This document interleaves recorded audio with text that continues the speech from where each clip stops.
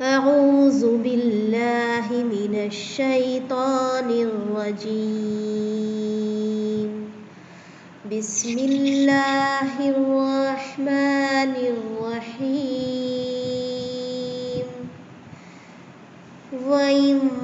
ومن أهل الكتاب لمن يؤمن بالله وما أنزل إليكم وما أنزل إليهم خاشعين لله لا يشترون بآيات الله ثمنا قليلا أولئك لهم أجرهم عند ربهم إن الله سريع الحساب يا أيها الذين آمنوا اصبروا وصابروا ورابطوا واتقوا الله لعلكم تفلحون۔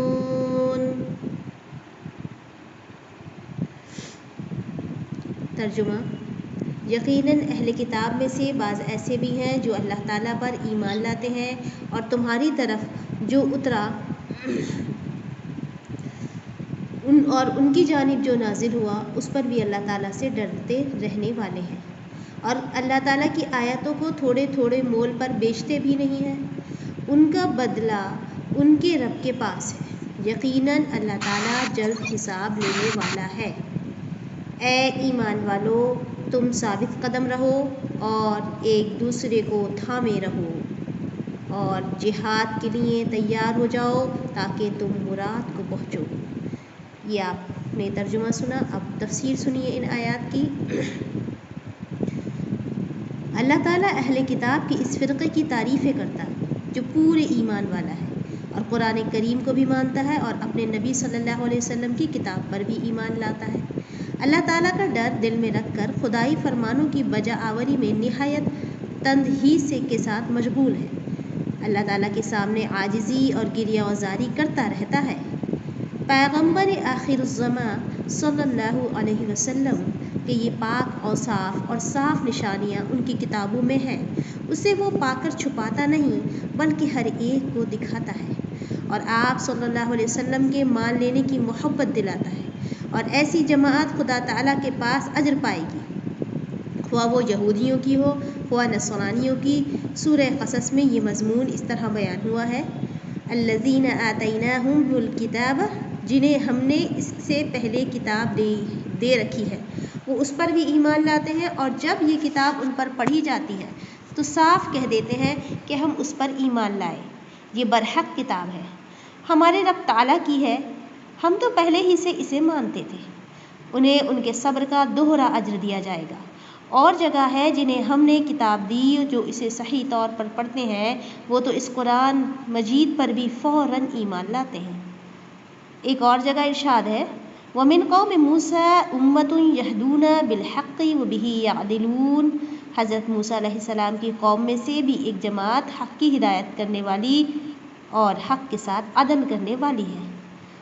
ایک اور جگہ پر ہے: لَيْسُوا سَوَاءً، یعنی اہل کتاب سب برابر نہیں ہیں، ان میں سے ایک جماعت راتوں کے وقت بھی کتاب خدا پڑھنے والی ہے اور سجدے کرنے والی۔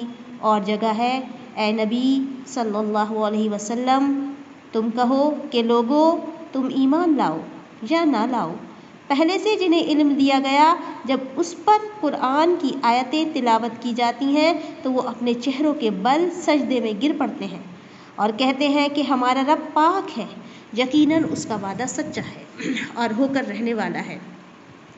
یہ لوگ روتے ہوئے منہ کے بل گرتے ہیں اور خشوع و خضوع میں بڑھ جاتے ہیں۔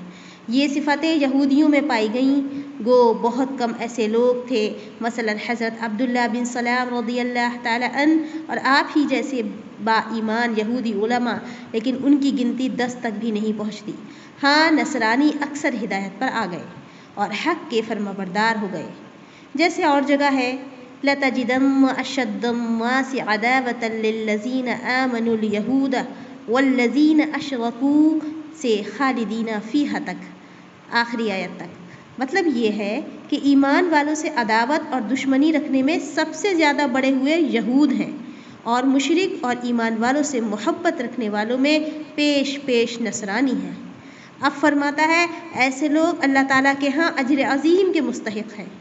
حدیث میں یہ بھی آ چکا ہے کہ حضرت جعفر بن ابو طالب رضی اللہ تعالیٰ عنہ نے جب سورہ مریم کی تلاوت شاہ نجاشی کے دربار میں بادشاہ اور اراکین سلطنت اور علماء نصارہ کے سامنے کی اور اس میں آپ پر رقت طاری ہوئی تو سب حاضرین دربار مع بادشاہ کے رو دیے اور اس قدر متاثر ہوئے کہ روتے روتے ان کی داڑھیاں تر ہو گئیں۔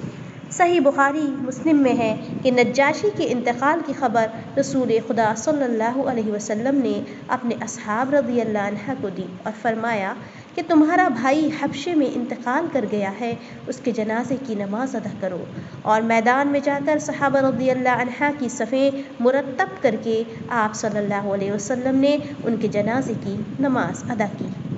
ابن مردویہ میں ہے کہ جب نجاشی فوت ہوئے تو حضور صلی اللہ علیہ وسلم نے فرمایا اپنے بھائی کے لیے استغفار کرو، تو بعض لوگوں نے کہا دیکھیے حضور ہمیں صلی اللہ علیہ وسلم ہمیں اس نصرانی کے لیے استغفار کرنے کا حکم دیتے ہیں جو حبشہ میں مرا ہے۔ اس پر یہ آیتیں نازل ہوئیں، گویا اس کے مسلمان ہونے کی شہادت قرآن مجید نے دی۔ ابن جریر میں ہے کہ ان کی موت کی خبر حضور صلی اللہ علیہ وسلم نے دی کہ تمہارا بھائی اسہمہ انتقال کر گیا ہے۔ پھر حضور صلی اللہ علیہ وسلم باہر نکلے، جس طرح جنازے کی نماز پڑھاتے تھے اس طرح 4 تکبیروں سے نماز پڑھائی۔ اس پر منافقوں نے وہ اعتراض کیا اور یہ آیت اتری۔ ابو داؤد میں ہے کہ حضرت عائشہ رضی اللہ عنہ فرماتی ہیں کہ نجاشی کے انتقال کے بعد ہم یہی سنتے رہے کہ ان کی قبر پر نور دیکھا جاتا ہے۔ مستدرک حاکم میں ہے کہ نجاشی کا ایک دشمن اس کی سلطنت میں سے نجاشی پر چڑھائی لایا تو مہاجرین نے کہا کہ آپ اس سے مقابلہ کرنے کے لیے چلیے، ہم بھی آپ کے ساتھ ہیں، آپ ہماری بہادری کے جوہر دیکھ لیں گے اور جو حسن سلوک آپ نے ہمارے ساتھ کیا ہے اس کا بدلہ بھی اتر جائے گا۔ لیکن نجاشی رحمۃ اللہ علیہ نے فرمایا کہ لوگوں کی امداد کے ساتھ بچاؤ کرنے سے خدا تعالیٰ کی امداد کا بچاؤ بہتر ہے۔ اس بارے میں یہ آیت نازل ہوئی۔ حضرت مجاہد رحمۃ اللہ علیہ فرماتے ہیں اس سے مراد اہل کتاب مسلمان لوگ ہیں۔ حضرت حسن بصری رحمۃ اللہ علیہ فرماتے ہیں اس سے مراد وہ اہل کتاب ہیں جو حضور صلی اللہ علیہ وسلم سے پہلے تھے اور اسلام کو پہچانتے تھے، اور حضور صلی اللہ علیہ وسلم کی تابعداری کا بھی شرف انہیں حاصل تھا، تو انہیں اجر بھی دوہرا ملا، ایک تو حضور صلی اللہ علیہ وسلم سے پہلے کے ایمان کا، دوسرا آپ صلی اللہ علیہ وسلم پر ایمان لانے کا۔ بخاری مسلم میں حضرت ابو موسیٰ رضی اللہ تعالی عنہ سے مروی ہے کہ رسول اللہ صلی اللہ علیہ وسلم نے فرمایا 3 قسم کے لوگوں کو دوہرا اجر ملتا ہے، جن میں سے ایک اہل کتاب کا وہ شخص ہے جو اپنے نبی صلی اللہ علیہ وسلم پر ایمان لایا اور مجھ پر بھی ایمان لایا۔ باقی 2 کو بھی ذکر کیا، اللہ تعالیٰ کی آیتوں کو تھوڑی قیمت پر نہیں بیچتے، یعنی اپنے پاس کی علمی باتوں کو چھپاتے نہیں، جیسا کہ ان میں سے ایک رذیل جماعت کا شیوا تھا، بلکہ یہ لوگ تو اسے پھیلاتے اور خوب ظاہر کرتے ہیں، ان کا بدلہ ان کے رب کے پاس ہے۔ خدا تعالیٰ جلد حساب لینے والا ہے، یعنی جلد سمیٹنے اور گھیرنے اور شمار کرنے والا ہے۔ پھر فرماتا ہے کہ اسلام جیسے میرے پسندیدہ دین پر جمے رہو، شدت اور نرمی کے وقت مصیبت اور راحت کے وقت غرض، کسی حال میں اسے نہ چھوڑو، یہاں تک کہ دم بھی نکلے تو اسی پر نکلے، اور اپنے دشمنوں سے بھی صبر و سحار کرو جو اپنے دین کو چھپاتے ہیں۔ امام حسن بصری رحمۃ اللہ علیہ وغیرہ علماء سلف نے یہی تفسیر بیان فرمائی ہے۔ مرابطہ کہتے ہیں عبادت کی جگہ میں ہمیشگی کرنے کو اور ثابت قدمی سے جم جانے کو، اور کہا گیا ہے کہ ایک نماز کے بعد دوسری نماز کے انتظار کو۔ یہی قول ہے حضرت عبداللہ بن عباس رضی اللہ تعالی عنہ، سہل بن حنیف اور محمد بن کعب قرظی رحمۃ اللہ علیہ کا۔ صحیح مسلم شریف اور نسائی میں ہے رسول اللہ صلی اللہ علیہ وسلم فرماتے ہیں آؤ میں تمہیں بتاؤں کہ کس چیز سے اللہ تعالیٰ گناہوں کو میٹ دیتا ہے اور درجوں کو بڑھاتا ہے؟ تکلیف ہوتے ہوئے کامل وضو کرنا، دور سے چل کر مسجدوں میں آنا، ایک نماز کے بعد دوسری نماز کا انتظار کرنا، یہی رباط ہے، یہی مرابطہ ہے، یہی خدا تعالیٰ کی راہ کی مستعدی ہے، ابن مردویہ میں ہے کہ ابو سلمہ رضی اللہ تعالیٰ عنہ سے ایک دن حضرت ابو ہریرہ رضی اللہ تعالیٰ عنہ نے پوچھا، اے میرے بھتیجے، جانتے ہو اس آیت کا شان نزول کیا ہے؟ انہوں نے کہا، مجھے معلوم نہیں۔ آپ نے فرمایا، سنو، اس وقت کوئی غزوہ نہ تھا، یہ آیت ان لوگوں کے حق میں نازل ہوئی ہے جو مسجدوں کو آباد رکھنے والے ہیں، نمازوں کو ٹھیک وقت پر ادا کرتے تھے، پھر اللہ تعالیٰ کا ذکر کرتے تھے، اور انہیں یہ حکم دیا جاتا ہے کہ تم 5 نمازوں پر جمے رہو اور اپنے نفس کو اور اپنی خواہش کو روکے رکھو اور مسجدوں میں مرابطہ کرو، اللہ تعالیٰ سے ڈرتے رہو، یہی اعمال موجب فلاح ہیں۔ ابن جریر کی حدیث میں ہے، کیا میں تمہیں وہ اعمال نہ بتاؤں جو گناہوں کا کفارہ ہو جاتے ہیں؟ کامل وضو کرنا، پسندیدگی کے وقت اور انتظار کرنا، ایک نماز کے بعد دوسری نماز کا تمہاری مستعدی اسی میں ہونی چاہیے۔ مستعدی کہتے ہیں بھاگ دوڑ، ٹھیک ہے؟ اور حدیث میں زیادہ قدم چل کر مسجد میں آنا بھی ہے، اور روایت میں ہے کہ گناہوں کی معافی کے ساتھ ہی درجے بھی ان اعمال سے بڑھتے ہیں، یہی اس آیت کا مطلب ہے۔ لیکن یہ حدیث بالکل غریب ہے۔ ابو سلمہ بن عبد الرحمن رضی اللہ عنہ فرماتے ہیں، یہاں رابطوں سے مطلب انتظار نماز ہے، لیکن اوپر بیان ہو چکا ہے کہ یہ فرمان حضرت ابو ہریرہ رضی اللہ عنہ کا ہے، واللہ اعلم۔ اور یہ بھی کہا گیا ہے کہ رابطوں سے مراد دشمن سے جہاد کرنا ہے، اور اسلامی ملک کی حدود کی نگہبانی کرنا اور دشمنوں کو اسلامی شہروں میں گھسنے نہ دینا۔ اس کی ترغیب میں بھی بہت سی حدیثیں ہیں، اور اس پر بڑے ثواب کا وعدہ ہے۔ صحیح بخاری شریف میں ہے کہ ایک دن کی یہ تیاری ساری دنیا سے اور جو اس میں ہے سب سے افضل ہے۔ مسلم شریف کی حدیث میں ہے، ایک دن رات کی جہاد کی تیاری 1 ماہ کے کامل روزوں اور 1 ماہ کی تمام شب بیداری سے افضل ہے، اور اسے تیاری کی حالت میں موت آ جائے تو جتنے اعمال صالحہ کرتا تھا سب کا ثواب پہنچتا رہے گا۔ خدا تعالیٰ کے پاس سے روزی پہنچائی جاتی ہے اور فتنوں سے امن پاتا ہے۔ مسند احمد میں ہے، ہر مرنے والے کے اعمال ختم ہو جاتے ہیں مگر جو شخص اللہ تعالیٰ کی راہ کی تیاری میں ہو اور اسی حال میں مر جائے تو اس کا عمل قیامت تک بڑھتا رہتے ہیں اور اسے فتنہ قبر سے نجات ملتی ہے۔ ابن ماجہ کی روایت میں یہ بھی ہے کہ قیامت کے دن کی گھبراہٹ سے اسے امن ملے گا۔ مسند احمد کی حدیث میں ہے، اسے صبح اور شام جنت میں سے روزی پہنچائی جاتی ہے اور قیامت کے تک اس کے مرابطے کا اجر ملتا رہتا ہے۔ مسند احمد میں ہے کہ جو شخص مسلمانوں کی سرحد کے کسی کنارے پر 3 دن تیاری میں گزارے اسے سال بھر تک کی جگہ کی اس تیاری کا اجر ملتا ہے۔ امیر المومنین حضرت عثمان بن عفان رضی اللہ تعالی عنہ نے اپنے منبر پر خطبہ پڑھتے ہوئے ایک مرتبہ فرمایا، میں تمہیں رسول اللہ صلی اللہ علیہ وسلم سے اپنی سنی ہوئی بات سناتا ہوں، میں نے اب تک ایک خاص خیال سے اسے نہیں سنایا۔ آپ صلی اللہ علیہ وسلم کا فرمان ہے، راہ خدا میں 1 رات کا پہرا 1000 راتوں کی عبادت سے افضل ہے، جو تمام راتیں قیام میں اور تمام دن صیام میں گزر جائیں۔ دوبارہ سمجھیے اس حدیث کو، راہ خدا میں 1 رات کا پہرا 1000 راتوں کی عبادت اور تمام راتیں قیام سے افضل ہے، اور تمام دن روزوں میں اگر گزارے جائیں اس سے افضل ہے۔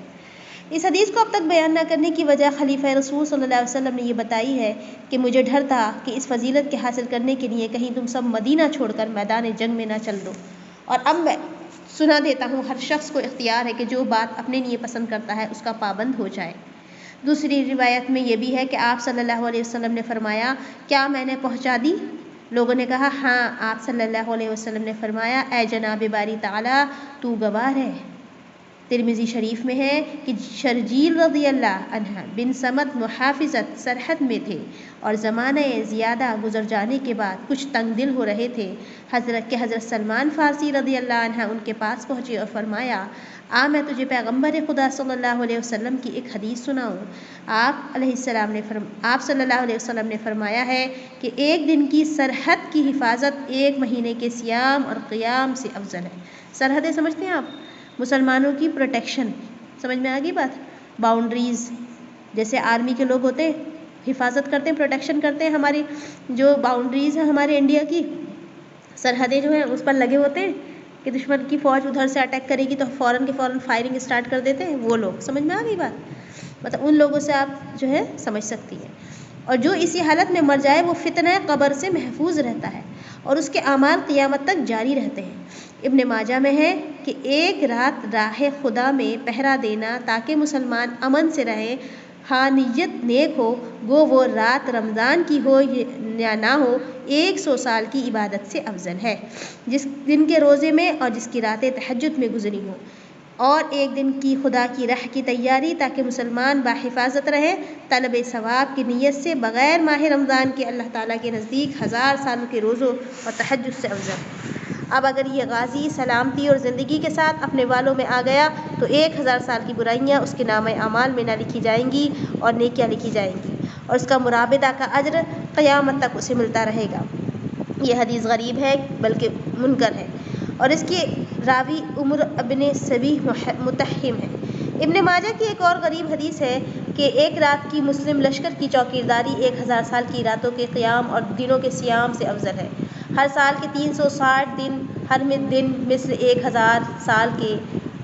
اس کے راوی سعید بن خالد کو ابو زرعہ رحمۃ اللہ علیہ وغیرہ ائمہ نے ضعیف کہا ہے، بلکہ امام حاکم رحمۃ اللہ علیہ فرماتے ہیں اس کی روایت سے موضوع حدیثیں بھی ہیں۔ ایک منقطع حدیث میں ہے لشکر اسلام کے چوکیدار خدا تعالیٰ کا رحم ہو۔ ابن ماجہ، یعنی کہ ابن ماجہ کی حدیث ہے۔ حضرت سہل بن حنظلہ رضی اللہ عنہ فرماتے ہیں کہ حنین کے دن، حنین کیا ہے؟ ایک غزوہ تھا حنین، ٹھیک ہے، جنگ تھی ایک حنین۔ حنین کے دن ہم رسول اللہ صلی اللہ علیہ وسلم کے ساتھ چلے۔ شام کی نمازیں میں نے آپ صلی اللہ علیہ وسلم کے ساتھ ادا کی، جو کہ ایک گھوڑے سوار آیا اور کہا یا رسول اللہ صلی اللہ علیہ وسلم، میں آگے نکل گیا تھا اور فلاں پہاڑ پر چڑھ کر میں نے نگاہ ڈالی تو دیکھا کہ قبیلہ حوازن کے لوگ میدان میں آ گئے ہیں، یہاں تک کہ ان کی اونٹنیاں، بکریاں، عورتیں اور بچے بھی ساتھ ہیں۔ آپ صلی اللہ علیہ وسلم مسکرائے اور فرمایا انشاءاللہ یہ سب کل مسلمانوں کی غنیمت میں ہوگا۔ پھر فرمایا بتاؤ آج کی رات پہرا کون دے گا؟ حضرت انس بن ابو مرثد نے کہا یا رسول اللہ صلی اللہ علیہ وسلم میں حاضر ہوں۔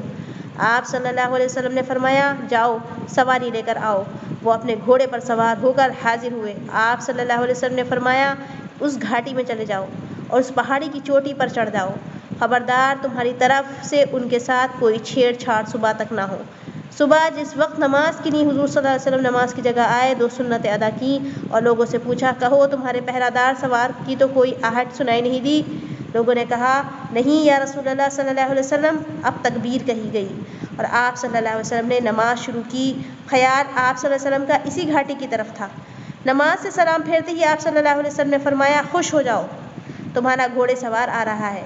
ہم نے جھاڑیوں میں سے جھانک کر دیکھا تو تھوڑی دیر میں ہمیں بھی دکھائی دے گیا۔ آ کر حضور صلی اللہ علیہ وسلم نے کہا یا رسول اللہ صلی اللہ علیہ وسلم، میں اس وادی کے اوپر کے حصے پر پہنچ گیا تھا اور ارشاد کے مطابق وہیں رات گزاری۔ صبح میں نے دوسری گھاٹی پر بھی دیکھ ڈالی لیکن وہاں بھی کوئی نہیں آیا۔ آپ صلی اللہ علیہ وسلم نے فرمایا کیا رات کو وہاں تم سے نیچے بھی اترے تھے؟ جواب دیا نہیں، صرف نماز کے لیے اور قضاء حاجت کے لیے تو نیچے اترا تھا۔ آپ صلی اللہ علیہ وسلم نے فرمایا تم نے اپنے لیے جنت واجب کر لی، اب تم اس کے بعد کوئی عمل نہ کرو تو بھی تم پر کوئی حرج نہیں۔ ابو داؤد اور نسائی۔ کتنی اچھی بات ہے، دیکھیے اللہ تعالیٰ ان کو کیا سعادت نصیب ہوئی، کتنی اچھی چیز۔ مسند احمد میں ہے ایک غزوے کے موقع پر ایک رات کو ہم بلند جگہ پر تھے اور سخت سردی تھی، یہاں تک کہ لوگ زمین میں گڑھے کھود کھود کر اپنے اوپر ڈھالیں لے کر پڑے ہوئے تھے۔ حضرت صلی اللہ علیہ وسلم نے اس وقت تک آواز دی کہ کوئی ہے جو آج کی رات ہماری چوکیداری کرے اور مجھ سے بہترین دعا لے؟ تو ایک انصاری کھڑا ہو گیا اور کہا حضور صلی اللہ علیہ وسلم میں تیار ہوں۔ آپ صلی اللہ علیہ وسلم نے اسے پاس بلا کر نام دریافت کر کے اس کے لیے بہت دعا کی۔ ابو ریحانہ رضی اللہ عنہ یہ دعائیں سن کر آگے بڑھے اور کہنے لگے یا رسول اللہ صلی اللہ علیہ وسلم میں بھی پہرا دوں گا۔ آپ صلی اللہ علیہ وسلم نے مجھے بھی پاس بلا لیا اور نام پوچھ کر میرے لیے بھی دعائیں کی، لیکن اس انصاری صحابی رضی اللہ تعالی عنہ سے یہ دعا کم تھی۔ پھر آپ صلی اللہ علیہ وسلم نے فرمایا اس آنکھ پر جہنم کی آنچ حرام ہے جو اللہ تعالیٰ کے ڈر سے روئے، اور اس آنکھ پر بھی جو راہ خدا میں شب بیداری کرے۔ مسند احمد میں ہے رسول اللہ صلی اللہ علیہ وسلم فرماتے ہیں جو شخص مسلمانوں کے پیچھے ان کا پہرا دے اور اپنی خوشی سے بغیر سلطان کی اجرت اور تنخواہ کے، وہ اپنی آنکھوں سے بھی آگے جہنم کو نہیں دیکھے گا مگر صرف قسم پوری ہونے کے لیے جو اس آیت میں ہے وَإِن مِّنكُمْ إِلَّا وَارِدُهَا، یعنی تم سب اس پر وارد ہوئے ہوگے۔ صحیح بخاری میں ہے برباد ہوا دینار کا بندہ اور کپڑوں کا بندہ، اگر مال دیا جائے تو خوش ہے اور اگر نہ دیا جائے تو ناخوش ہے، یہ برباد ہوا اور خراب ہو گیا۔ اسے اگر کانٹا چبھ جائے تو نکالنے کی کوشش بھی نہ کی جائے۔ خوش نصیب ہوا اور خوب پھلا پھولا وہ شخص جو اللہ تعالیٰ کی راہ میں جہاد کے لیے اپنے گھوڑے کی لگام تھامے ہوئے ہے۔ بکھرے ہوئے بال ہیں، گرد آلود قدم ہیں، اگر چوکیداری پر مقرر کر دیا گیا ہے تو چوکیداری کر رہا ہے، اور اگر لشکر کے اگلے حصے میں مقرر کر دیا گیا ہے تو وہیں خوش ہے۔ لوگوں کی نظروں میں اتنا گر پڑا ہے کہ اگر وہ کہیں جانا چاہے تو اجازت نہ ملے، اور اگر کسی کی سفارش کرے تو قبول نہ ہو۔ الحمدللہ اس آیت کے متعلق خاصی حدیثیں ہیں جو بیان ہوئی۔ اللہ تعالیٰ کے اس فضل و کرم پر ہم اس کا شکریہ ادا کرتے ہیں اور شکر گزاری سے رہتی دنیا تک فارغ نہیں ہو سکتے۔ تفسیر ابن جریر میں ہے کہ حضرت ابو بن عبیدہ بن جراح رضی اللہ تعالی عنہ نے امیر المومنین خلیفۃ المسلمین حضرت عمر بن خطاب رضی اللہ تعالی عنہ کو میدان جنگ میں سے ایک خط لکھا اور اس میں رومیوں کی فوج کی کثرت اور ان کے آلات حرب کی حالت اور ان کی تیاریوں کی کیفیت بیان کی، اور لکھا کہ سخت خطرے کا موقع ہے۔ یہاں فاروق اعظم رضی اللہ تعالی عنہ کا جواب گیا، جس میں حمد و ثنا کے بعد تحریر تھا کہ کبھی کبھی مومن بندوں پر بھی سختیاں آ جاتی ہیں، کبھی کبھی مومن بندوں پر بھی سختیاں آ جاتی ہیں، لیکن اللہ تعالیٰ ان کے بعد آسانیاں بھیج دیتا ہے۔ سنو، ایک سختی دو آسانیوں پر غالب نہیں آ سکتی۔ سنو، اللہ تعالیٰ کا فرمان ہے یا ایھا الذین آمنوا اصبروا۔ حضرت عبداللہ بن مبارک رحمۃ اللہ علیہ نے 170 ہجری سے یا 177 ہجری میں شہر ترسوس میں حضرت محمد بن ابراہیم ابن ابی سکینہ کو، جبکہ وہ ان کی وداع کے لیے آئے تھے اور یہ جہاد کو جا رہے تھے، یہ اشعار لکھوا کر حضرت فضیل بن عیاض رحمۃ اللہ علیہ کو بھجوائے۔ دیکھیے اشعار تھوڑے لمبے ہیں، 1 2 3 4 5 6 7 7 to the 14 لائنس ہے عربک میں، ٹھیک ہے؟ تو اس کا ٹیکسٹ میں آپ کو فوٹو سینڈ کر دوں گی۔ بہرحال اس کا ترجمہ سنیے۔ اے مکہ مدینہ میں رہ کر عبادت کرنے والے، اگر تو ہم مجاہدین کو دیکھ لیتا تو بالیقین تجھے معلوم ہو جاتا کہ تیری عبادت تو ایک کھیل ہے۔ ایک وہ شخص ہے جس کے آنسو اس کے رخساروں کو تر کرتے ہیں، اور ایک ہم ہیں جو اپنی گردن اللہ کی راہ میں کٹوا کر اپنے خون میں آپ نہا لیتے ہیں۔ ایک وہ شخص ہے جس کا گھوڑا باطل اور بیکار کام میں تھک جاتا ہے، اور ہمارے گھوڑے حملے اور لڑائی کے دن ہی تھکتے ہیں۔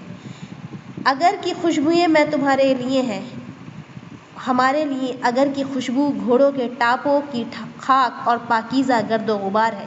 یقین مانو ہمیں اللہ کے رسول صلی اللہ علیہ وسلم کی یہ حدیث پہنچ چکی ہے جو سراسر راستی اور درستی والی اور بالکل سچی ہے کہ جس کسی کے ناک میں اس خدائی لشکر کی گرد بھی پہنچ گئی، اس کے ناک میں شعلے مارنے والی جہنم کی آگ کا دھواں بھی نہ جائے گا۔ اور یہ ہے اللہ تعالیٰ کی پاک کتاب جو ہم میں موجود ہے اور صاف کہہ رہی ہے اور سچ کہہ رہی ہے، شہید مردہ نہیں۔ محمد ابراہیم رحمۃ اللہ علیہ فرماتے ہیں، جب میں نے مسجد حرام میں پہنچ کر حضرت فضیل بن عیاض رحمۃ اللہ علیہ کو یہ اشعار دکھائے تو آپ پڑھ کر زار زار روئے اور فرمایا، ابو عبد الرحمن نے یہ خدا کی رحمتیں ہوں ان پر، صحیح اور سچ فرمایا۔ مجھے نصیحت کی اور میری بے حد خیر خواہی کی، پھر مجھ سے فرمایا، کیا تم حدیث لکھتے ہو؟ میں نے کہا، جی ہاں۔ کہا، اچھا، تم جو نصیحت نامہ پاس لائے ہو اس کے بدلے میں تمہیں ایک حدیث لکھواتا ہوں۔ وہ یہ کہ آپ صلی اللہ علیہ وسلم سے ایک شخص نے درخواست کی کہ یا رسول اللہ صلی اللہ علیہ وسلم، مجھے ایسا عمل بتائیے جس سے میں مجاہد کا ثواب پالوں۔ آپ صلی اللہ علیہ وسلم نے فرمایا، کیا تجھ میں یہ طاقت ہے کہ نماز ہی پڑھتا رہے اور تھکے نہیں، اور روزے رکھتا چلا جائے اور کبھی بے روزہ نہ رہے؟ اس نے کہا، حضور صلی اللہ علیہ وسلم، اس کی طاقت کہاں؟ میں اس سے بہت ضعیف ہوں۔ آپ نے فرمایا صلی اللہ علیہ وسلم، اگر تجھ میں اتنی طاقت ہوتی تو ایسا کر بھی سکتا، تو بھی مجاہد فی سبیل اللہ کے درجے کو نہ پہنچ سکتا۔ تو یہ بھی جانتا ہے کہ مجاہد کے گھوڑے کی رسی دراز ہو جائے اور وہ ادھر ادھر چڑھ جائے تو اس پر بھی مجاہد کو نیکیاں ملتی ہیں، اس کے بعد اللہ تعالیٰ حکم دیتا ہے کہ اس سے ڈرتے رہو اور ہر حال میں، ہر وقت، ہر معاملے میں خوف خدا کیا کرو۔ جناب رسول اکرم حضرت محمد مصطفیٰ صلی اللہ علیہ وسلم نے حضرت معاذ بن جبل رضی اللہ تعالی عنہ کو جب یمن کی طرف بھیجا تو فرمایا، اے معاذ رضی اللہ تعالی عنہ، جہاں بھی ہو اللہ کا خوف دل میں رکھ، اور اگر تجھے کوئی برائی ہو جائے تو فوراً کوئی نیکی بھی کر لے تاکہ وہ برائی مٹ جائے، اور لوگوں سے خلق و مروت کے ساتھ پیش آیا کر۔ پھر فرمایا کہ ان 4 کاموں کے کر لینے سے تمہیں کامیاب، مقصد اور بامراد ہو جاؤ گے، دنیا اور آخرت میں فلاح نجات پالو گے۔ سمجھ میں آ گئی؟ 4 چیزیں دوبارہ ریپیٹ کر رہی ہوں، دوبارہ سنیے۔ جہاں بھی ہو اللہ تعالیٰ کا خوف دل میں رکھ، تجھ سے کوئی برائی ہو جائے تو فوراً کوئی نیکی کر لے، وہ برائی مٹ جائے، اور لوگوں سے خلق مطلب بہت اچھا بیہیویئر، خلق کہتے ہیں بہت پولائٹلی، بہت سافٹلی اور مروت کے ساتھ پیش آیا کر۔ پھر فرمایا ان 4 کاموں کو کر لینے میں تم کامیاب اور بامقصد بامراد ہو جاؤ گے، دنیا اور آخرت میں فلاح پالو گے، نجات۔ حضرت محمد بن کعب قرظی رحمۃ اللہ علیہ فرماتے ہیں، مطلب یہ ہے تم میرا لحاظ رکھو، میرے خوف سے کانپتے رہو، یعنی کہ اللہ تعالیٰ کے، مجھ سے ڈرتے رہو، میرے اور اپنے معاملے میں متقی رہو، تو توکل، جبکہ تم مجھ سے ملو گے نجات یافتہ اور بامراد ہو جاؤ گے۔